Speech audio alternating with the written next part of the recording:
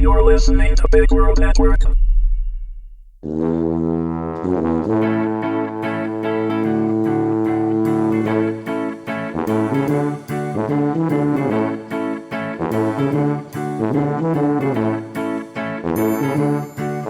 Average, Season 2, Episode 1. Written by Jonathan Thompson, read by Heather Thompson. Comic books, like all art, both reflect and magnify our reality. They take things that we all face and give them form as terrifying but defeatable villains. They consider our own limitations and inadequacies as mere downsides, unfortunate byproducts of our great powers which can be overcome. We all have our nemesis. We all have our kryptonite. Minus corn chips. We also all wear masks. We all maintain secret identities, good or bad. In fact, in comics, we can forgive the villains who have the decency to try to hide it. It's easier to excuse the villainy of characters like Catwoman or the Green Goblin because we identify with their struggle against their darker inclinations.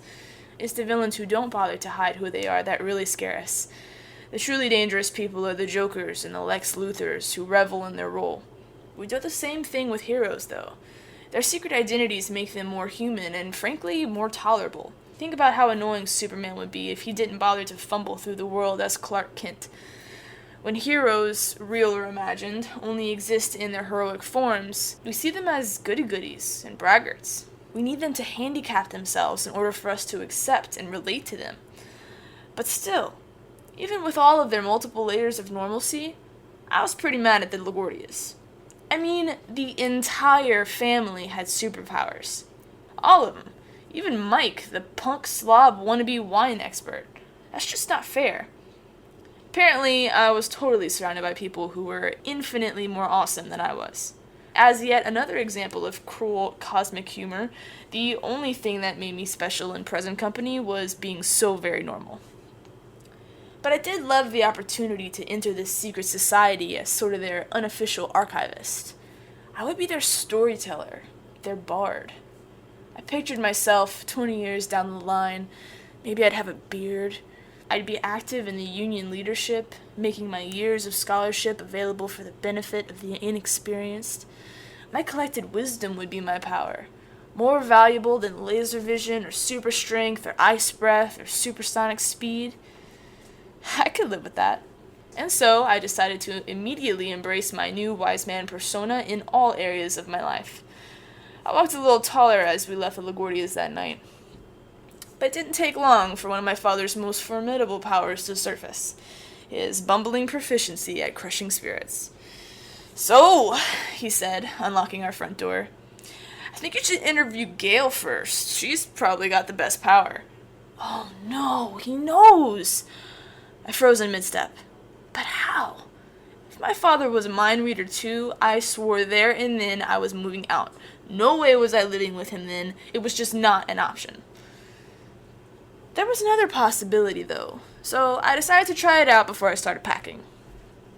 "So, you heard that?" I asked. "Of course I did."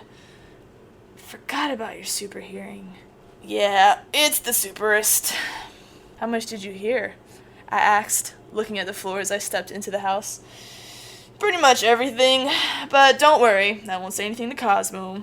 He's kept my secret this whole time, so I'm not worried. Plus, I know him. He likes to..."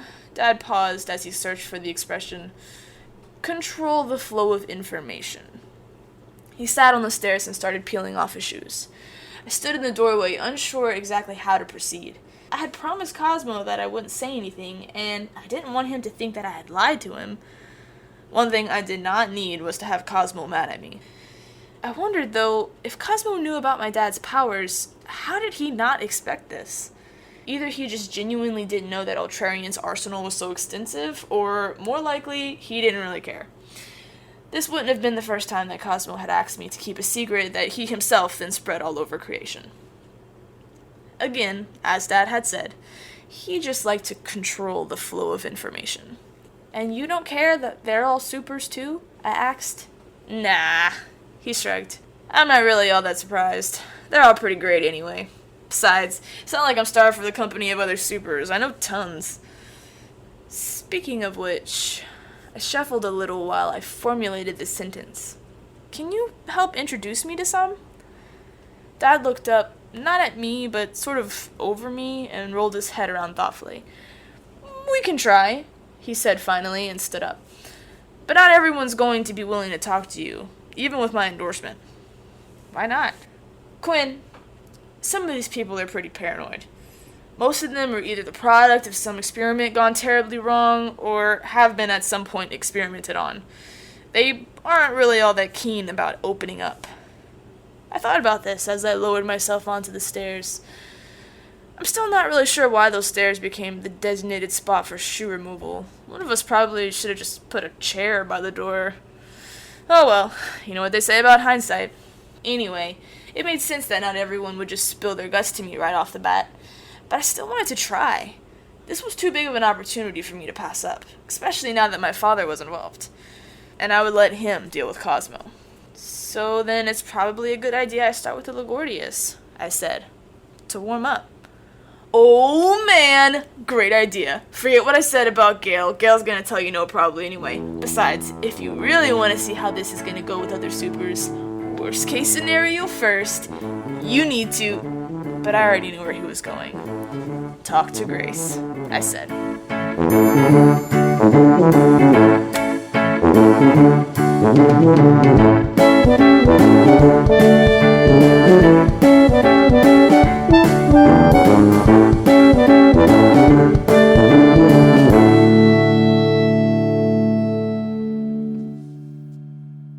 Music by Kevin MacLeod.